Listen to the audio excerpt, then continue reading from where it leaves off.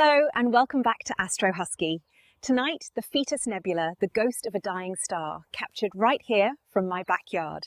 NGC 7008 is a planetary nebula in the constellation of Cygnus, about 2,800 light-years away. Its nickname, the Fetus Nebula, comes from its curled shape. It is what a sun-like star becomes at the very end of its life. As it dies, it sheds its outer layers and its exposed core. A hot white dwarf sets the gas glowing. That rich teal is oxygen. And one day, in about 5 billion years, our own sun will do exactly this, leaving behind a small glowing nebula of its own.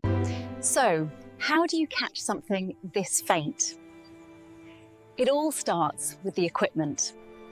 The telescope is an 8-inch Newtonian reflector at 1,000 millimeters, focal length f5, a big light-hungry mirror on a sturdy equatorial mount, tracking the sky as the Earth turns. At the heart of it is the camera, a Tuptec ATR533mm, a cooled monochrome astronomy camera. Cooling the sensor to below zero dramatically cuts its electronic noise, which matters when you are chasing a faint target. Because it is a mono camera, color comes from filters. In front of the sensor sits a filter wheel, holding narrowband filters that each pass only one precise color of light. Tonight, hydrogen alpha and doubly ionized oxygen. Riding on top is a small guide scope and a second camera. They lock onto a star and make tiny corrections many times a minute, so the stars stay pin-sharp through long exposure. And running the whole rig is a small mini-computer out at the telescope. It controls the camera, the filter wheel, the focuser, and the mount, all night long. The whole rig is run by software, KStars and Ekos, out here all night long.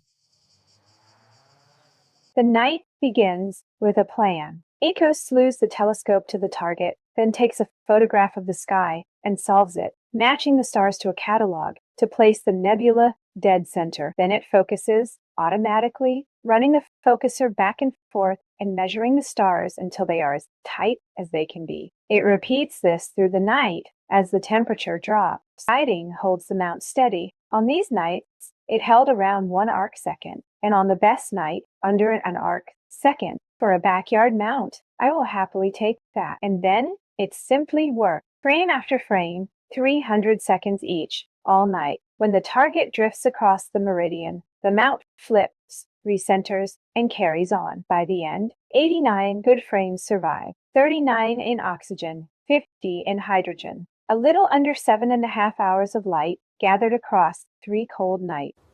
3 cold nights of data. Now comes my favorite part, the processing. So, the processing. First, I sort every single frame in my own tool and cull the ones ruined by cloud, wind, or a bad guide star. Only the keepers move on.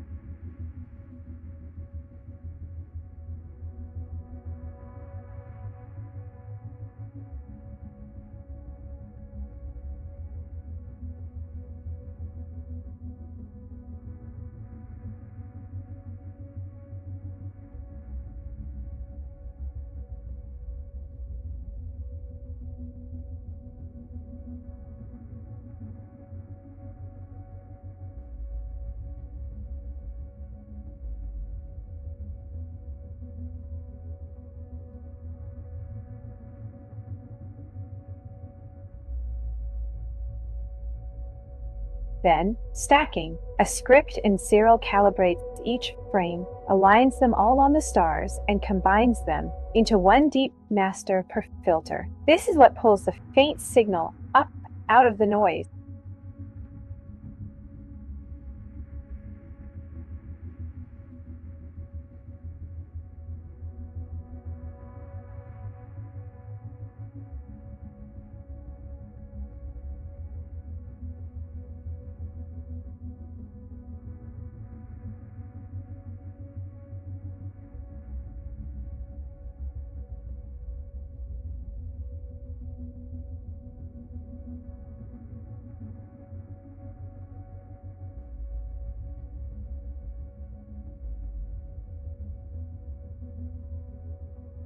With both masters stacked, I reopen them, crop away the ragged edges, and remove the background gradient from light pollution and the moon.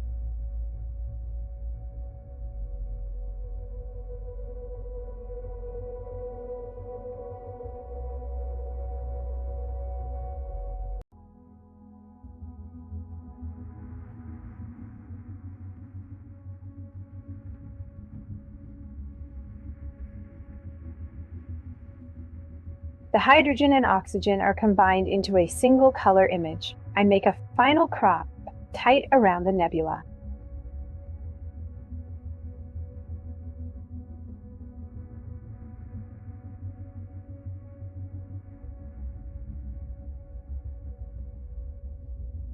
Then, a spectrophotometric color calibration, which uses the stars themselves to set the color honestly. That rich teal is the oxygen.